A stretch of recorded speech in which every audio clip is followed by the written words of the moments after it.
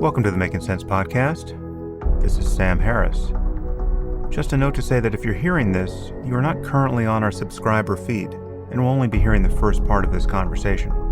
In order to access full episodes of the Making Sense podcast, you'll need to subscribe at samharris.org. There you'll find our private RSS feed to add to your favorite podcatcher, along with other subscriber-only content. We don't run ads on the podcast, and therefore it's made possible entirely through the support of our subscribers. So if you enjoy what we're doing here, please consider becoming one. As always, I never want money to be the reason why someone can't get access to the podcast. So if you can't afford a subscription, there's an option at samharris.org to request a free account, and we grant 100% of those requests, no questions asked.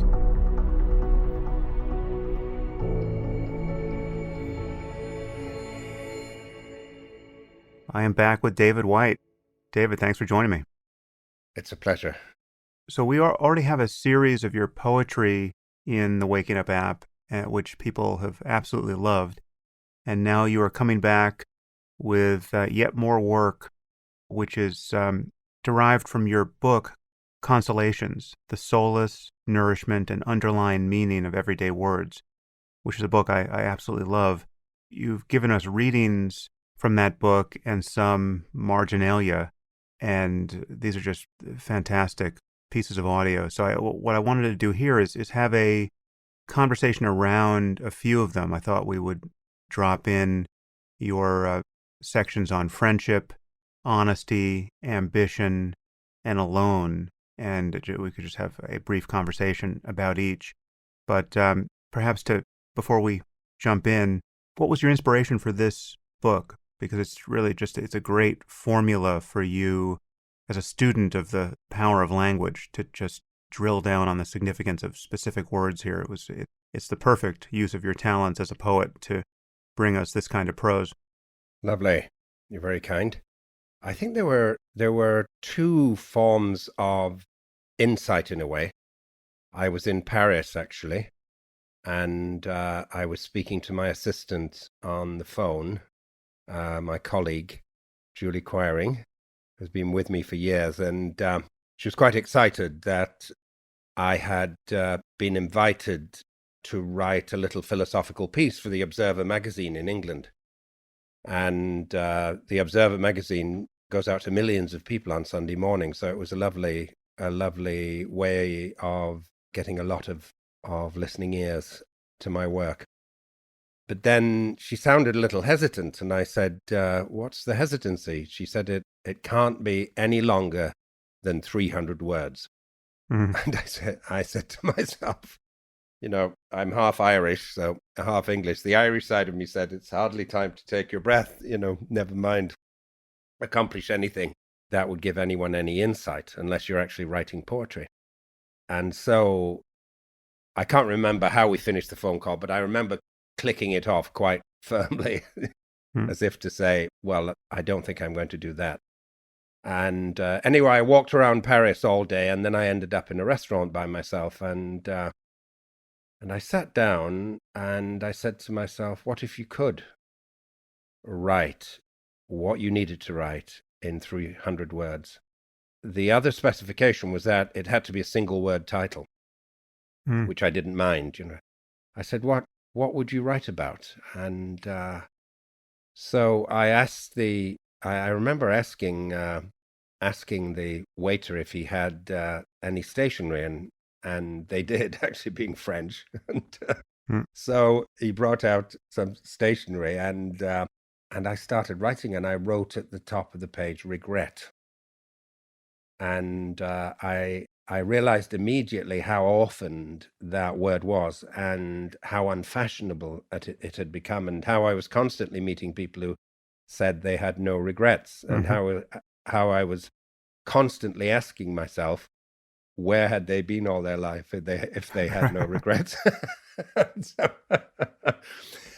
But that really put me back into a stream of experience that I'd had all my life around words, where I always felt the adult world was using words in a way that were abstracted away from the physical experience of what the word meant. When you think of a child, when they first hear the word door, it's not an abstract word that exists separate from their own bodies.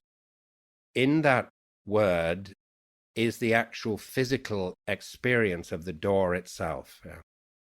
And I always felt this very, very strongly in my growing. I grew up in a linguistic frontier, actually, between Ireland and the north of England. And the north of England is very different than the received identity that we think of when we think of Downton Abbey or we think of Jane Austen. You know, that's southern England. It's very hierarchical. It's very distant socially. And the north of England is actually has more of a Scandinavian influence from the Viking settlements that were there.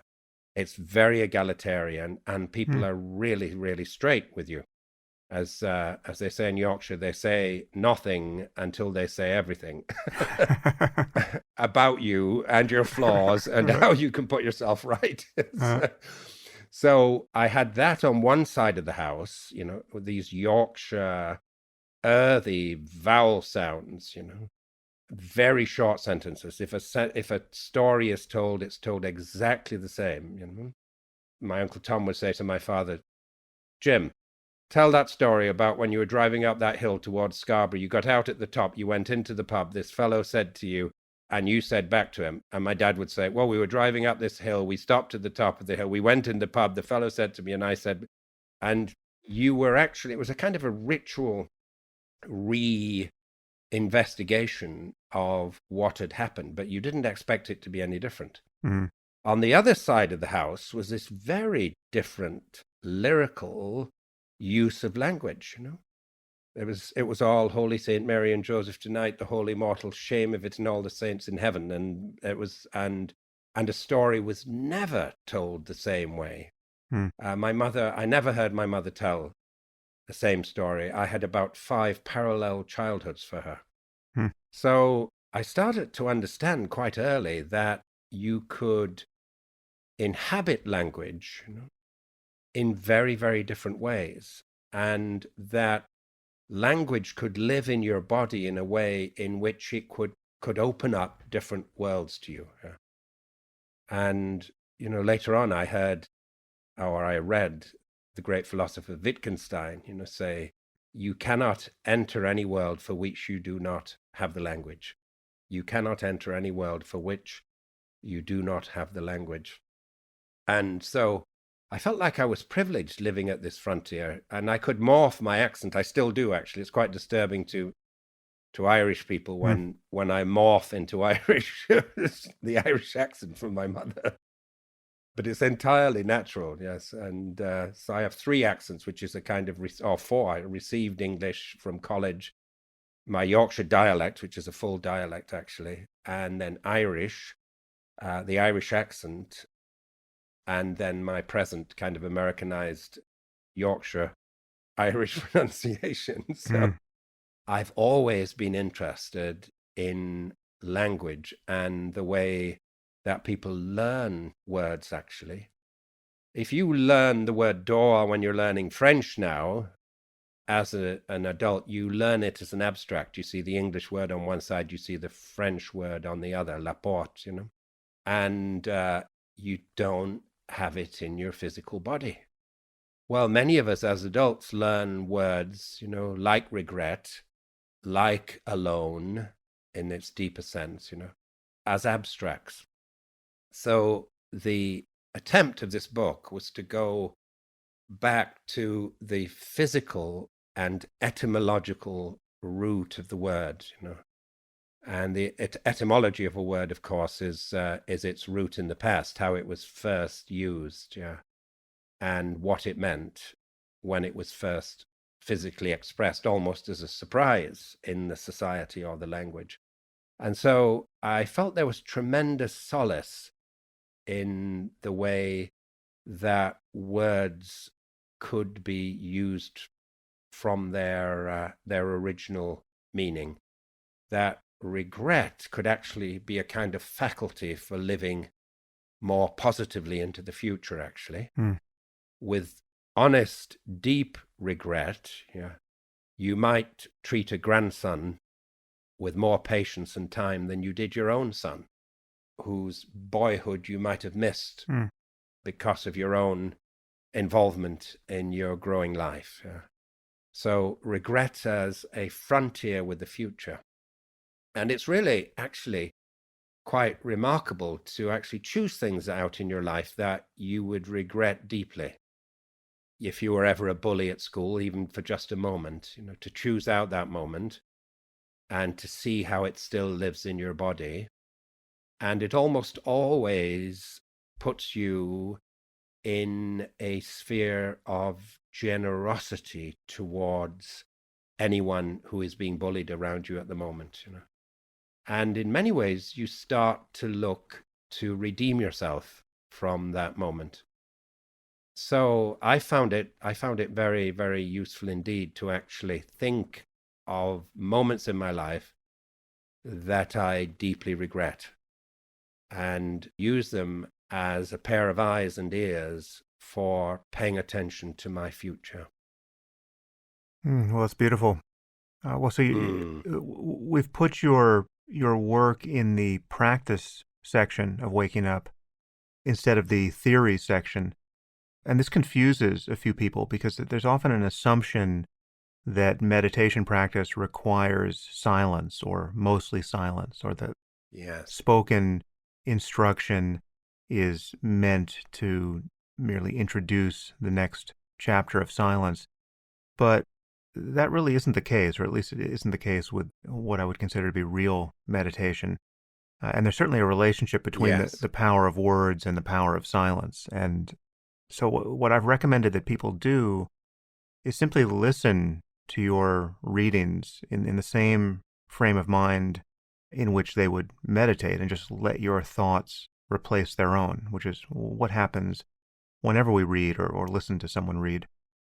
But it is possible to recognize the nature of mind just as clearly while contemplating someone else's thoughts. So it's really in that spirit that we offer these new readings in the app. Well, I think you said that beautifully, because the object in meditation and all of our contemplative disciplines is silence, but really that silence is in order for you to perceive something other than yourself, or what you've arranged as yourself, to actually perceive this frontier between what you call a self and what you call other than yourself, whether that's a person or a landscape.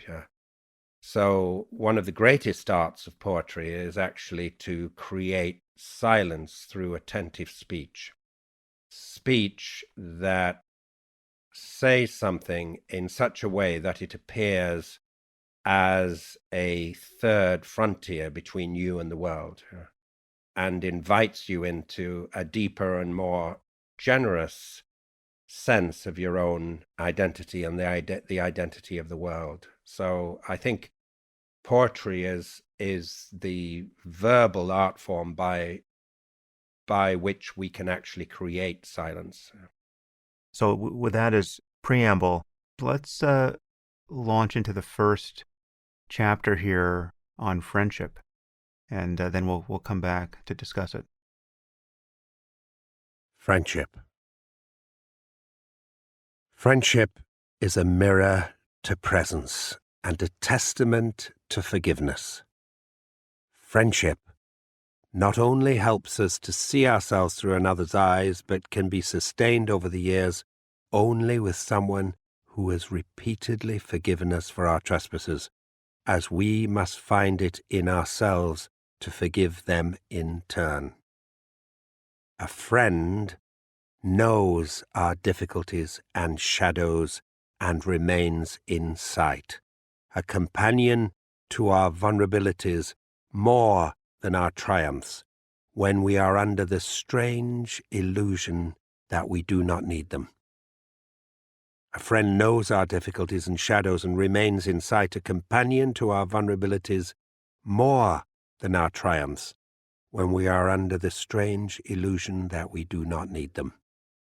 An undercurrent of real friendship is a blessing exactly because its elemental form is rediscovered again and again through understanding and mercy. All friendships of any length are based on a continued mutual forgiveness. Without tolerance and mercy, all friendships die. Without tolerance and mercy, all friendships die. In the course of the years, a close friendship will always reveal the shadow in the other as much as ourselves. To remain friends, we must know the other and their difficulties, and even their sins, and encourage the best in them, not through critique, but through addressing the better part of them, the leading creative edge of their incarnation, thus subtly discouraging what makes them smaller, less generous, less of themselves. Friendship is the great hidden transmuter of all relationships.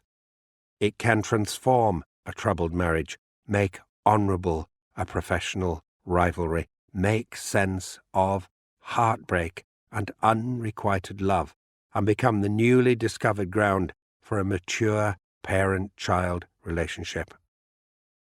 The dynamic of friendship is almost always underestimated as a constant force in human life. A diminishing circle of friends is the first terrible diagnostic of a life in deep trouble, of overwork, of too much emphasis on a professional identity, of forgetting who will be there when our armored personalities run into the inevitable natural disasters and vulnerabilities found in even the most ordinary existence. Friendship transcends disappearance. An enduring friendship goes on after death, the exchange only transmuted by absence, the relationship advancing and maturing in a silent, internal conversational way, even after one half of the bond has passed on. But no matter the medicinal virtues of being a true friend, or sustaining a long, close relationship with another, the ultimate touchstone of friendship is not improvement, neither of the self nor of the other. The ultimate touchstone of friendship is witness. The privilege of having been seen by someone, and the equal privilege of being granted the sight of the essence of another, to have walked with them and to have believed in them, and sometimes just to have accompanied them, for however brief a span, on a journey impossible to accomplish alone. But no matter the medicinal virtues of being a true friend, or sustaining a long, close relationship with another, the ultimate touchstone of friendship is not improvement, neither of the self nor of the other. The ultimate touchstone of friendship is witness. The privilege of having been seen by someone, and the equal privilege of being granted the sight of the essence of another, to have walked with them and to have believed in them, and sometimes just to have accompanied them, for however brief a span, on a journey impossible to accomplish alone. Friendship was begun after waking from a very, very realistic dream, a dream in which I'd been with a very, very close friend, a friend who had passed away. But in the dream he was alive again, with all of the joy of discovering he was actually still alive. And we were in a car, and it was an open-top car, and we were driving across the Golden Gate Bridge, actually, with the sun going down on one side and the moon on the other. And we had our arms round each other's shoulders, and we were laughing and telling jokes. And we were also laughing about all the ways that we had consciously or unconsciously insulted and hurt each other over the years, and how we'd been good enough to forgive each other. And waking out of that dream and the joy of that dream and the forgiveness of that dream brought me to understand something of the essence of what it means to be a witness, and a forgiving witness at that, for a good friend. So, friendship. I love this contemplation on friendship. This is now, we're recording this at the, what one hopes is the tail end of a global pandemic, where many of us have spent a year being less social than perhaps we've ever been in Exactly. our lives. So I feel keenly the importance of friendship, and how imperfectly I have maintained my own in this context. And so, just one point you make here about the nature of friendship is that it does function by a different dynamics than any other relationship. The companionship is, as you put it, to our vulnerabilities more than our triumphs. The face of our lives that we show to a friend is the face that we often busily conceal in every other social encounter. Friendship is characterized, real friendship is characterized by a total absence of pretense. And that's an interesting boundary to discover. And I guess we could just take a few moments to reflect on what demarcates friendship from other forms of acquaintance with people. I mean, when does someone become a friend, and how do you know that has actually been accomplished? Yes, Montaigne, the great French essayist, who really began the form for us, actually, he said that real friendship is very, very rare. Partly because it comes to us in the same way that a good marriage comes to us, which is also very, very rare.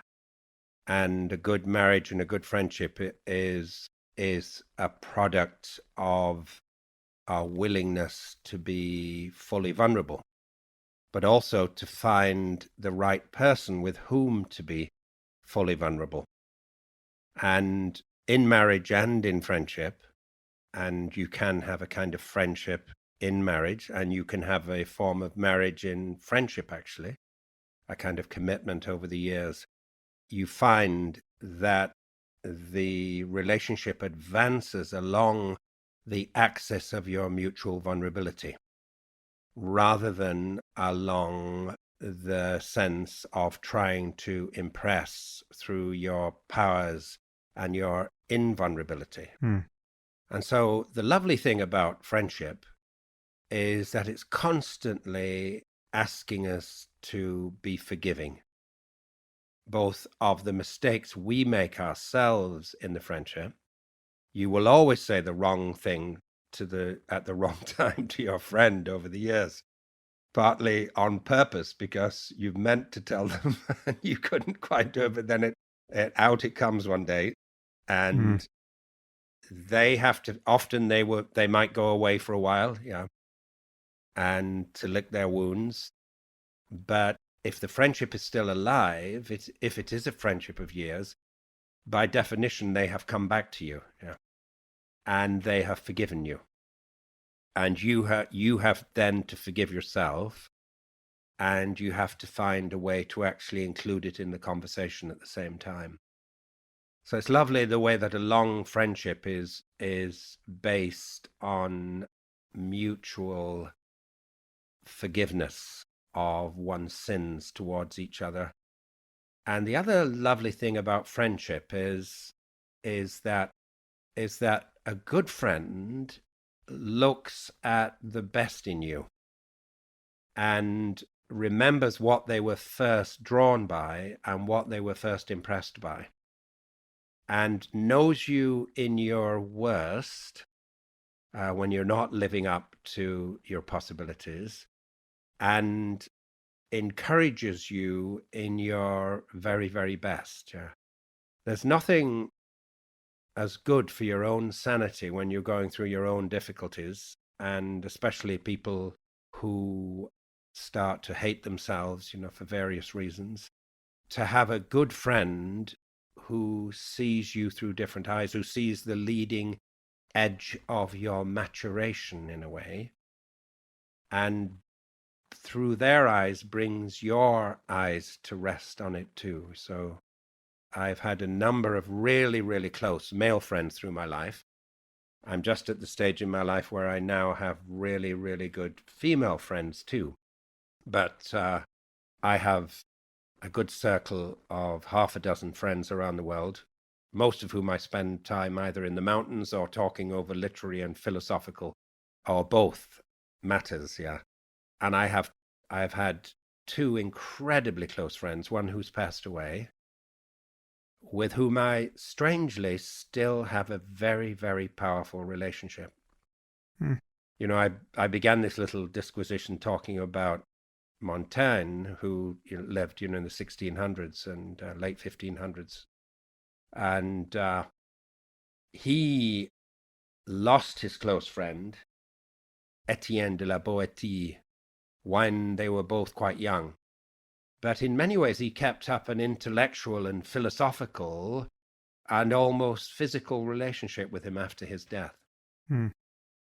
And this is one of the remarkable things about true friendship, is that it does transcend disappearance. It transcends mortality and death. I often think that you have as many conversations with the person you have lost who was close to you after they've gone as you had before they passed away.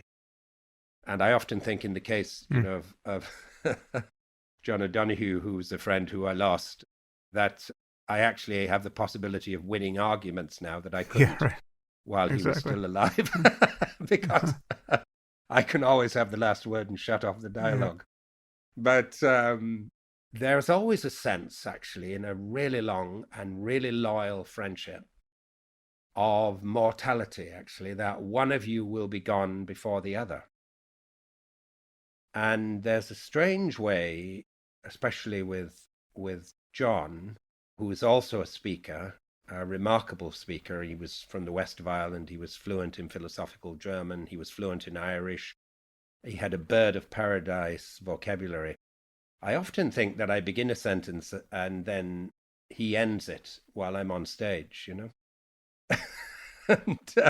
or vice versa. I'll remember something he said and begin with that thought and then carry it on myself. So there's this amazing, invisible and very physical sense of inheritance from a heartfelt and powerful friendship. That's beautiful. Yeah, it's also interesting the way friendship reveals the boundaries of the self. And for instance, one often finds it difficult to be charitable to oneself, and so much of our self-talk is frankly poisonous, and it's never the sort of thing we would say to a friend. And one way of correcting for this is to just consciously imagine, how you would treat your friend in this circumstance where you are currently lacerating yourself with self-judgment. And a door to compassion swings open effortlessly once you put the lens of friendship over it, rather than your default relationship to yourself and your failings. That's very well said. And it's really interesting to extend that thought to how you speak to yourself. It's interesting that most of the dialogue we have with ourselves in the mirror is quite negative. Yeah. If you spoke to others the way you spoke to yourself in the mirror, you would never have another friend in your life. You clear your calendar rather quickly. Exactly, yeah. So it's really interesting. We often think of meditation as being purely silence in order to make a friendship with this deeper sense of self and deeper sense of the world. But it's really interesting to think that you could actually practice a conversation with yourself that helped you to mature and helped in your own maturation, that you could practice holding a fruitful conversation with yourself. Yeah. I think there was actually one French philosopher who defined a philosopher as someone who could stand on a railway station platform waiting for the train for an hour and keep himself fully engaged with his own thoughts. Yeah. Well, the only way you could do that is if it was leading towards larger and larger understandings. So to ask yourself the beautiful question and to be able to follow those questions and to extend what we recognize as self-compassion and to find a verbal way, actually, which is, I think, maybe as good a definition of poetry as any. The art of overhearing yourself say things you didn't know you knew, that you perhaps to begin with were actually afraid to want to know, and that you allow yourself to understand. So friendship with another always introduces us to friendship with the deeper underlying phenomena beneath the surface self, which is exactly what your whole app is trying to invite people into, I think. Well, crossing the boundary into what one is willing to let oneself understand is a great segue into our next topic, which is honesty. Honesty is reached through the doorway of grief and loss. Honesty is reached through the doorway of grief and loss. Where we cannot go in our mind, our memory, or our body is where we cannot be straight with another, with the world, or with ourselves. The fear of loss, in one form or another, is the motivator behind all conscious and unconscious dishonesties. The fear of loss, in one form or another, is the motivator behind all conscious and unconscious dishonesties. All of us are afraid of loss, in all its forms. All of us at times are haunted or overwhelmed by the possibility of a disappearance, and all of us, therefore, are one short step away from dishonesty. Every human being dwells intimately close to a door of revelation they are afraid to pass through. Honesty lies in understanding our close and necessary relationship with not wanting to hear the truth. Honesty lies in understanding our close and necessary relationship with not wanting to hear the truth. The ability to speak the truth is as much the ability to describe what it is like to stand in trepidation at this door as it is to actually go through it and become that beautifully honest spiritual warrior equal to all circumstances we would like to become. Honesty is not the revealing of some foundational truth that gives us power over life or another or even the self.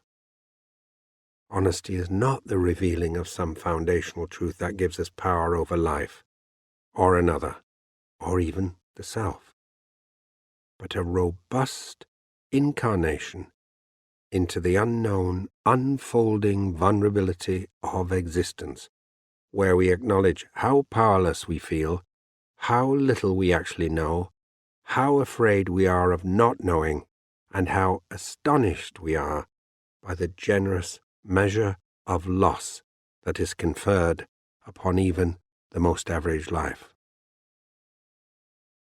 Honesty is grounded in humility, and indeed in humiliation, and in admitting exactly where we are powerless.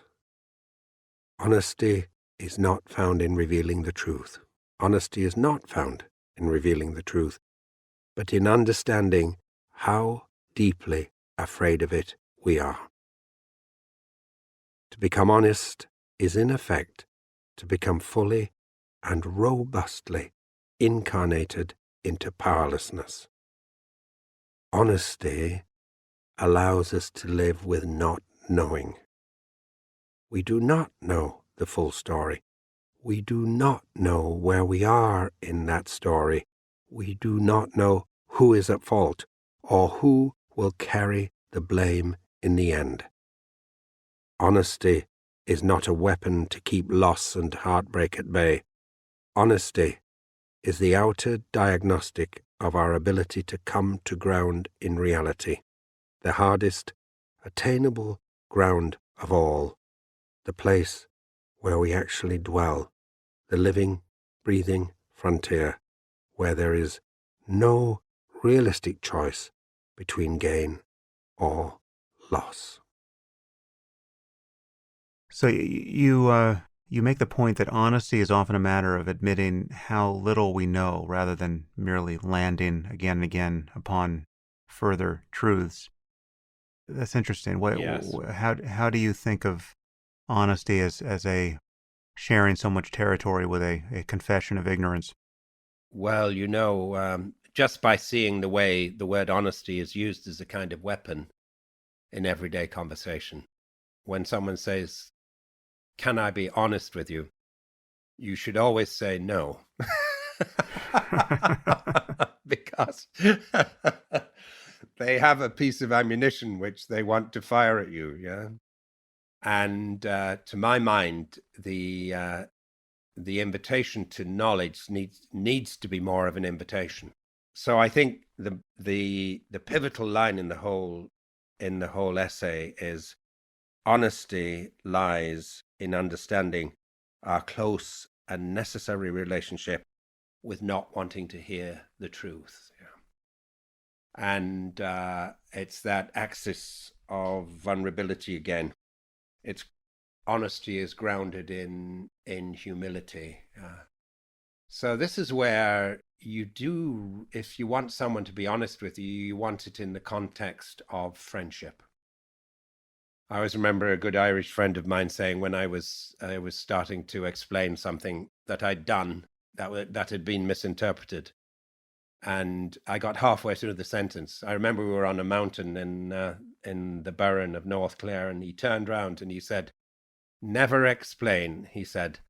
He said, "Your enemies won't believe you, and your friends don't need it."